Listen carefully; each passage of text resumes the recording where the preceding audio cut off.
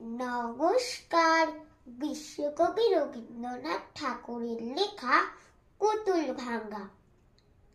৭-৮টি ২৭ আমি বলেছিলেন বলে গুরুমশাই আমার পরে উঠল রাগে চলে।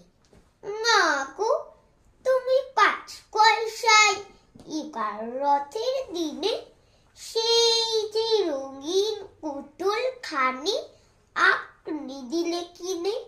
খাতার নিচে ছিল ঢাকা, দেখালে এক ছেলে।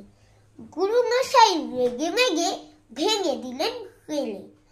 করলেন তো দিন রাত্রির কেবল যত খেলা, একটুও তোর মন বসে না পড়াশোনার বেলা। মা গো, আমি জানাই কাকে, ওর কি গুরু আছে?